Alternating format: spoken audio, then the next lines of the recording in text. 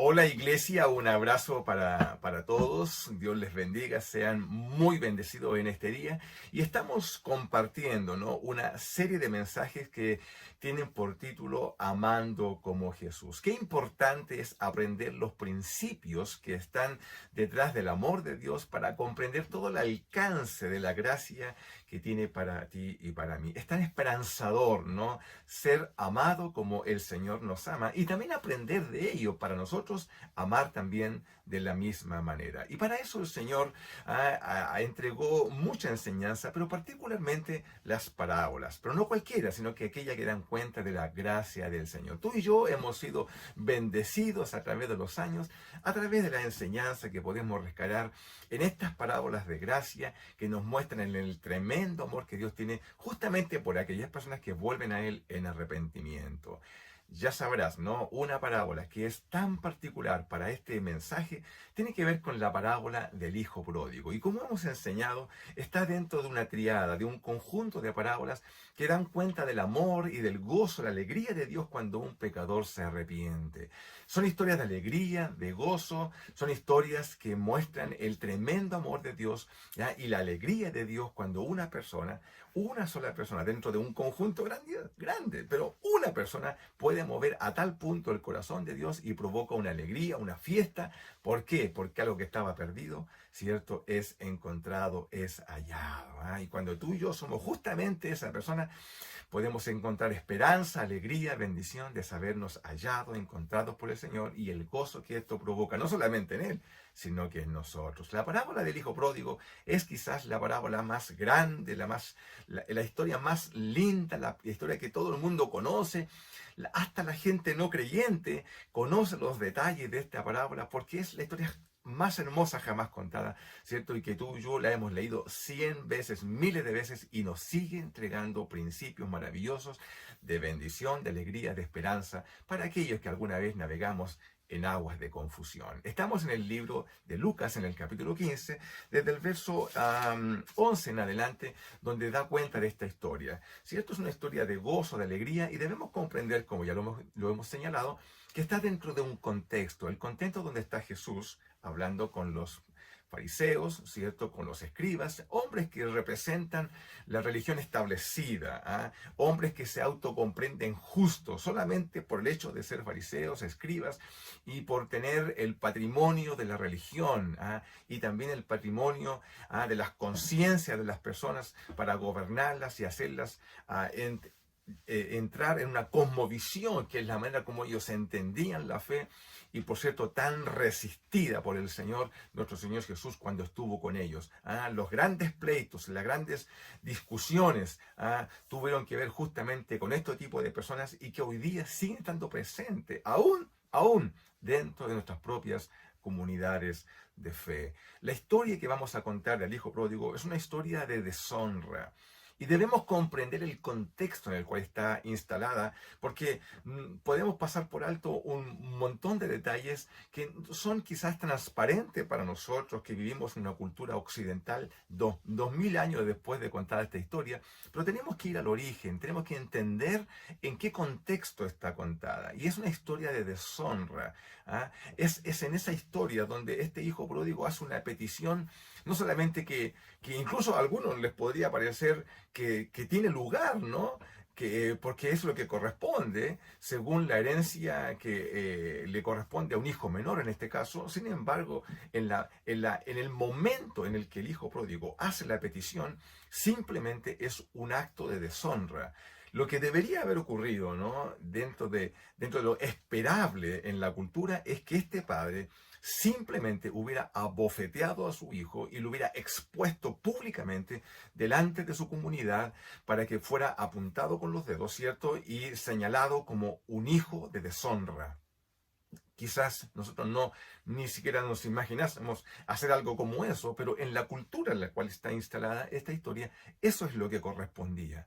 La Biblia dice que el hijo hace esta petición. Estoy comentándolo porque sé que tú conoces la historia. Hace esta petición y el padre accede.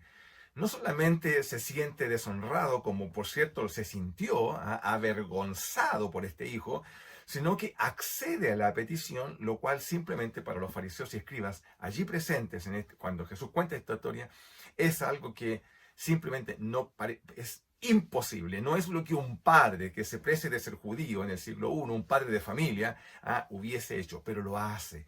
Accede a la petición de su hijo. Esto nos lleva a una reflexión. Cuando tú y yo, como hijos del Señor, viviendo en un contexto de protección, de cuidado, donde hay abundancia de gracia, de perdón, de amor del Señor, como vivía este hijo, en un ambiente de esa naturaleza, hacemos peticiones tan deshonrosas, y quizás no las hacemos, no las verbalizamos, pero nuestra manera de vivir da cuenta de que deshonramos al Padre. Son acciones que llevan a vergüenza, y las cometemos nosotros deshonrando a Dios y viviendo nosotros las consecuencias propias de esa petición. Tú sabes la historia, ¿no? Da cuenta de que cuando recibe la parte de su herencia, bueno, él sale, se va a un país lejano y comienza a irle bien al comienzo, pero llega un punto en el cual todo comienza a ir mal. Quizás es la historia de tu vida, es la historia de mi propia vida. Cuando disipadamente hemos vivido lejos del Señor, quizás por algún momento sintiendo la alegría de desprendernos de esta presión de un Señor, de un Dios, y sin embargo en algún momento comenzamos a vivir la experiencia ya de estar lejos del Señor y comenzamos a caer cada vez más bajo. Mira lo que le ocurre a este hijo. La Biblia dice que se arrima a un hombre extranjero, lo cual ya es antinatural para un judío, y además cuando está tocando fondo simplemente tiene que ir a trabajar para apacentar cerdos. Amados, cerdos, animales inmundos dentro de la cultura judía, ¿sí? Un judío despreciaba como trabajo, ¿cierto? Era justamente apacentar cerdos. Eran trabajos para otro tipo de personas, pero no para ellos, que se preciaban de judíos, ¿cierto? Y entonces, mira el contexto. Cuando esto ocurre, lo que hace este hijo es que pierde su identidad nacional en este caso, ya es afectada. En el caso tuyo y mío, cuando nos alejamos del Señor, es nuestra identidad como hijos, como hijas del Señor, lo que se ve confundido y comenzamos a comportarnos como lo que no somos. Y comenzamos a vivir experiencias que no dan cuenta de lo que somos como hijos del Señor, porque es nuestra identidad la que viene a ser afectada una y otra vez, y comenzamos a vivir entonces las consecuencias de ese hecho. Ese es en ese momento donde nosotros abandonamos, ¿qué cosa? Los principios que sustentan lo que somos. Hermano, esto es impresionante, es increíble, y creo que debe llevarnos a reflexión cuando a veces tocamos tan a fondo en nuestras vidas que abandonamos los principios que alguna vez dijimos sustentar, que alguna vez dijimos afirmar, seguir, y hemos llegado a tal punto que simplemente ya ni siquiera nos parecemos en esencia a lo que alguna vez dijimos ser. Si alguna vez tú has estado en esta condición, es la condición en la cual Dios nos quiere mostrar, ¿cierto? A través de esta parábola, hasta qué punto puede llegar la persona cuando se aleja justamente del contexto ya donde hemos sido bendecidos, que es el contexto en el cual Dios está presente. En ese momento, cuando tocamos fondo, este hijo hace una reflexión, versículo 17 del capítulo 15, y dice, volviendo en sí. Es el momento en que yo creo que tú y yo, esta simple palabra, nos muestra que hay una reflexión, hay una evaluación respecto de nuestra propia condición, ¿ya? Y en este escenario, entonces, nosotros comenzamos a dimensionar el impacto de lo que estamos viviendo, el impacto de nuestras propias definiciones. Y es el momento cuando tenemos que resolver que no estamos bien. A veces nos faltan, ¿cierto?, la voluntad de dar el paso y salir de esa condición porque estamos tan enredados, y como señalaba, nuestra identidad está tan afectada que simplemente comenzamos a creer que somos algo distinto de lo que Dios dice que somos. En ese momento particular, en ese momento cuando volvemos en sí, entonces se nos ponen por delante los caminos. ¿Qué camino vamos a seguir? Y esto, y lo que vamos a hablar ahora, es el momento crucial que determina la manera de pensar de este hijo y que es la manera en que tú y yo también pensamos, y cómo nos relacionamos con Dios. Por tanto, esta reflexión que vamos a compartir ahora es el punto principal en este mensaje y que da cuenta, ¿cierto?, de que los pensamientos de Dios no son nuestros pensamientos. Dice el verso 17, dice, ¿cuántos jornaleros hay en la casa de mi padre? Está el hijo menor reflexionando y dice que tienen abundancia de pan y yo aquí pereciendo de hambre. Bueno, eso simplemente es una comparación ya en términos de cómo era vivir con papá. Pero ahora lo que hace el hijo es que él se traza un camino y él toma una acción y es la manera que él entiende cómo debe restituir la honra con el Padre, volver a casa y qué es lo que tiene que hacer él para ganar el favor de Dios y quizás algún día incluso volver a ganar la condición de hijo. Mira lo que él dice, me levantaré, ya, verso 18, e iré a mi padre y le diré, Padre, Padre, he pecado contra el cielo y contra ti. Él sabe que su pecado es de una dimensión tal que no se circunscribe solamente al ámbito familiar, sino que él sabe que ha pecado contra el cielo, ¿ya? Y dice, ya no soy digno de ser llamado tu hijo, por cierto, porque es un acto vergonzoso, deshonroso el que él cometió.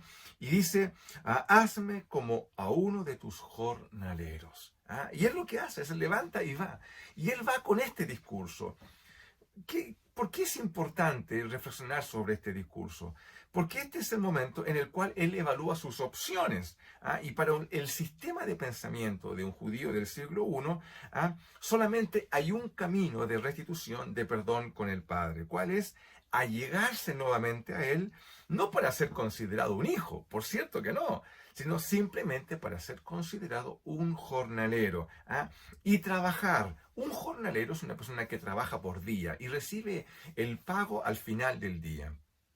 El pensamiento de él es que él va a trabajar día tras día, trabajar. ¿Para qué? Simplemente para ser considerado, ¿cierto?, un jornalero y restituir por medio de este trabajo, ¿cierto?, aquello que él gastó de manera inadecuada y por tanto trabajar por su perdón.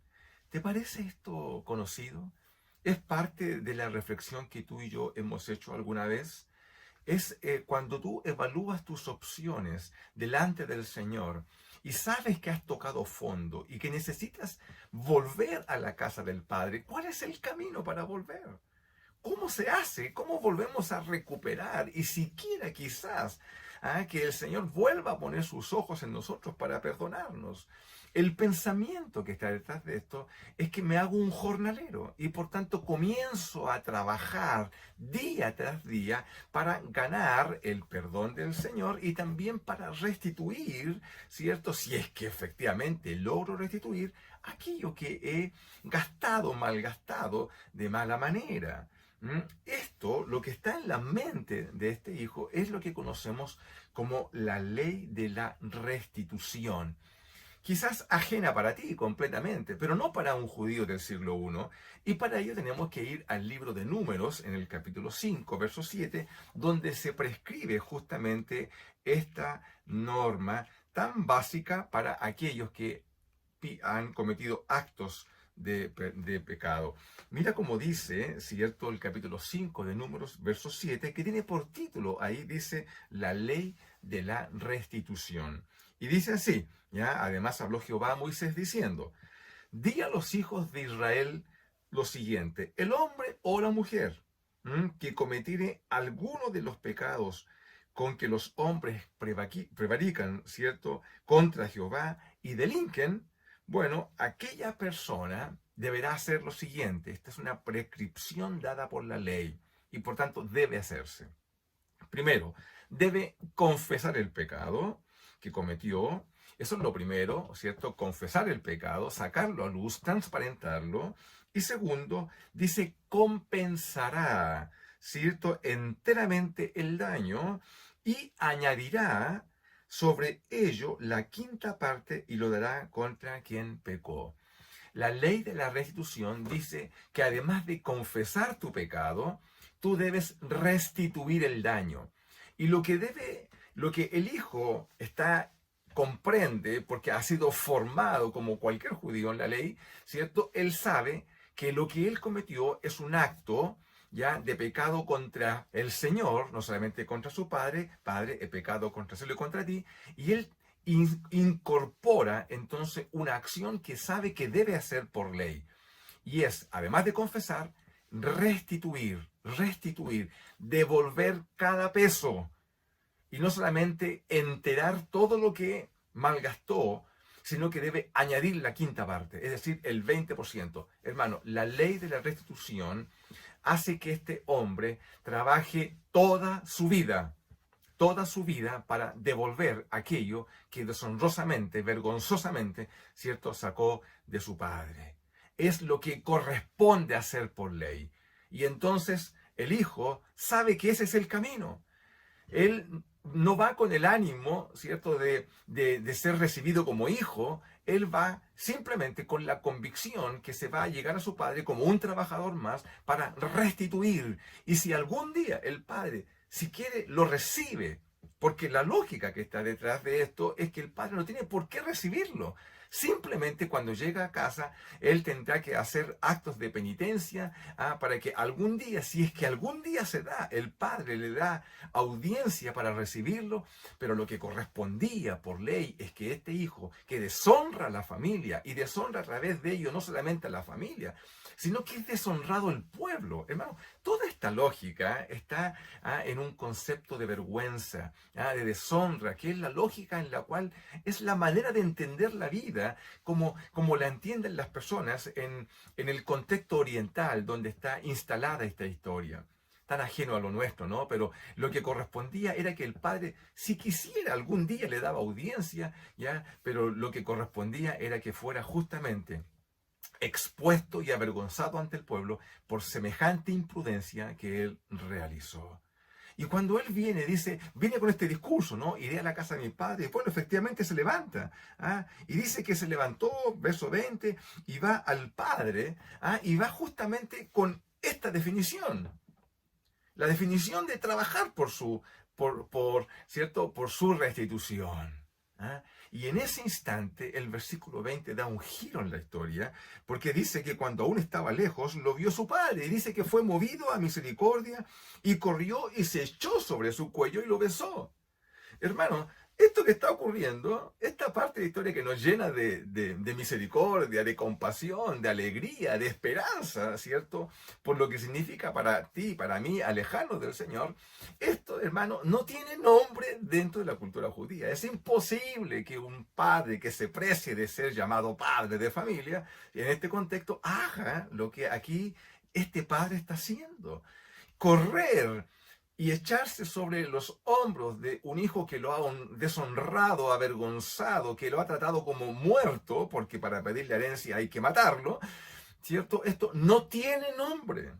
Esto no se hace, esto no es parte de la cultura, esto no es parte de lo que esperaría nadie que escuche una historia como esta. Lo que correspondería era todo lo que te acabo de señalar, ¿cierto?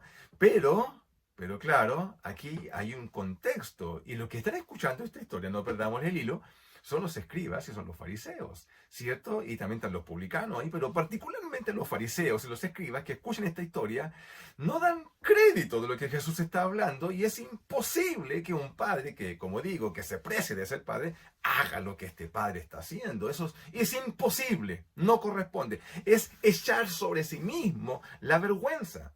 Lo que está haciendo el padre es voltear la historia y echar sobre sus propios hombros la vergüenza de un hijo que se alejó, ¿ya? Y él mismo, entonces, bañarse, ¿no? De toda esta vergüenza, esta deshonra que significa el acto de su hijo. ¿No te parece esto que es lo que Jesús hizo en la cruz por ti y por mí?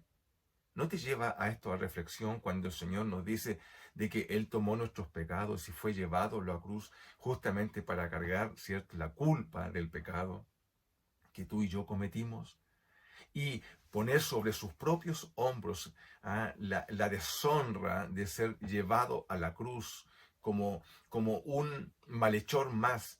Tomar la vergüenza y la deshonra de nuestro propio pecado y echarla sobre sus hombros, ¿ya?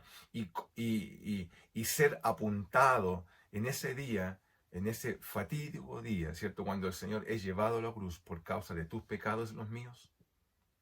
Todo lo que está haciendo Jesús es mostrar la manera como el Padre piensa. Y no es la manera como los escribas y fariseos pensarían, es decir, no es la manera como la clase religiosa pensaría, la manera de entender, porque la clase religiosa no da crédito a esto. Es imposible que el Padre eche sobre sí su vergüenza y venga sobre nosotros. Querido, y hay detalles, el Padre corre, los padres orientales no corren, es deshonroso para ellos correr, ellos simplemente se desplazan de una manera, ¿cierto?, honrosa, y por eso que usaban túnicas hasta el piso, ¿no?, grandes. Ellos no podían mostrar ninguna parte de su cuerpo, lo cual es deshonroso. Pero cuando este padre corre y se lanza a los hombros de su hijo, es echar toda la vergüenza sobre su propia vida. Está al escrutinio de la gente que está ahí, mirando este acto que simplemente no tiene fundamento dentro, no solamente de la cultura, sino que también dentro de la religión. Querido, es lo que el Señor hace. Está desnudando Jesús una manera de pensar. Está sacando a luz toda una manera religiosa de aquellos que se autocomprenden justos a sí mismos y que piensan que por su condición están bien delante del Señor. Pero Jesús le ocupó palabras fuertes para con ellos, ¿no? Sepulcros blanqueados, por fuera parecen, cierto, justos delante de Dios, santos y puros, pero por dentro están muertos. Esta historia está sacando a luz una realidad. Quiere mostrar algo, ¿cierto?, que simplemente muestra la tremenda gracia del Señor para una persona cuando se arrepiente. Porque como lo dijimos hace unas semanas, ¿cierto?, por el solo hecho de uno que vuelva al Señor dentro de un contexto, bueno, eso provoca una tremenda alegría. Y si tú eres ese uno, querida, tú mueves el corazón de Dios para recibir el beneficio de su gracia, de su misericordia y ser nuevamente allegados, ¿cierto?, a la casa de papá. Qué tremendo es todo esto, ¿cierto? Y el entendimiento, todo a lo que nos lleva esta parábola. Es el Padre quien decide cómo restaurar. ¿No eres tú? Tú puedes decir, Padre, iré, Señor, en tu oración iré a casa del Padre y restituiré cada cosa. Quizás tú también, ahora que escuchas y que quizás estás viviendo un tiempo de confusión, un tiempo difícil en tu vida, doloroso, y tú estás buscando la manera de salir de ahí. Y la religión te ha planteado un camino. Y tú dices, yo no soy digno de ser considerado uno más en la iglesia del Señor. Y voy a llegarme, pero voy a sentarme en la última banquita de atrás. Quizás voy a estar escuchando desde afuera. O quizás no voy a ir presencialmente, sino que me voy a quedar escuchando a través de las redes. Porque no soy digno de ser considerado uno más dentro de la familia del Señor. Y voy a comenzar a trabajar, voy a comenzar a hacer cosas, voy a comenzar a esforzarme día a día para restituir, trabajar mi perdón, para que quizás algún día el Señor se digne a llamarme y a recibirme, quizás no como un hijo como antes lo era, quizás como un jornalero, alguien que mira de lejitos, ¿cierto? Y simplemente recibe el beneficio de la paternidad, no en la forma de padre, sino simplemente para que algo me caiga de todo lo que está en la casa de papá. Mira la lógica, mira lo que está detrás de esto. Sin embargo, es el Padre quien decide cómo se perdona. No eres tú, no soy yo. La Biblia nos muestra que es el Padre que decide cómo se perdona y cómo se restituye.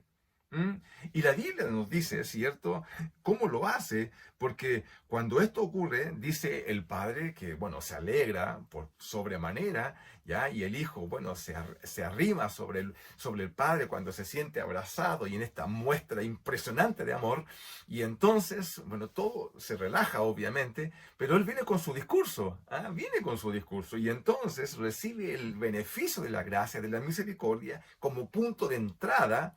Hermano, tú has vivido esto, ¿cierto? Cuando no estamos bien delante del Señor y recibimos el impacto de la gracia del Señor, se nos desarma todo, ¿no? Se nos desarma. Y viene la sentencia del Padre, ¿ya? Y dice así, traigan un becerro gordo, y hagamos una fiesta, hermano, porque mi hijo estaba muerto en la deshonra, en la vergüenza, y ha vuelto, es hallado, es revivido. Vamos a regocijarnos. Y entonces, ¿qué es lo que hacen? Le traen, ¿cierto?, algo para vestirlo, para darle calzado y también, por cierto, para devolverle su dignidad de hijo, su autoridad a través de un anillo. Mira lo que hace el Padre. Vestirle, le está devolviendo la dignidad, el honor, que tú y yo hemos perdido producto de nuestras definiciones, ¿cierto? El anillo, como te decía, que simboliza, bueno, la autoridad familiar, ¿no? En ese tiempo el anillo era un símbolo que se ponía sobre la cera y marcaba el símbolo de la familia. Era la autoridad, le está devolviendo el Padre la autoridad de hijo. ¿No te parece impresionante? Y además, calzado. Los jornaleros, los esclavos no usaban calzado, pero los hijos calzan. Calzan, calzado. Y esto es un símbolo. Todo esto es un símbolo de que el Padre le está devolviendo la dignidad de hijo que él perdió y que tú y yo hemos perdido por nuestras definiciones. Su restauración, la restauración de este hijo, nos muestra el tremendo amor que Dios tiene para con las personas y desarma cualquier argumento que tú y yo hayamos construido, incluso amparado en la religión. Pero esta historia no es la historia del hijo pródigo, es la historia de dos hijos. Y hay un hijo mayor. Y ese hijo mayor representa a todos aquellos que se creen justos y que afirman que su relación con Dios mediante la religión ya los faculta en una vida moral. Es decir, una que me dice que si mi vida es lo suficientemente buena, en actos y en manera de vivir, entonces mi relación con Dios está asegurada. Esta es la manera de pensar de la religión. Quienes viven bajo esta lógica religiosa se autocomprenden justos delante de Dios por medio de las obras que la ley prescribe. Es la lógica del joven rico. Yo he hecho todo, ¿qué más tengo que hacer? El joven rico, en su manera de entender, tú recuerdas la historia, él dice, yo he hecho todo lo que la ley prescribe, ¿qué más tengo que hacer? Para muchas personas que viven bajo esta lógica, ellos sienten que han sido personas que responden a todos los cánones de la religión. Algunos que han nacido en el Evangelio hoy en día, ¿cierto? Y toda la vida han estado en un contexto de fraternidad familiar, de comunión de iglesia. Bueno, ellos se conocen la religión. Son profesionales de la religión. Y podríamos decir que incluso llegan a pensar que por lo que son o por haber nacido en ese contexto son justos delante del Señor. Pero no lo son. No lo son. ¿Por qué?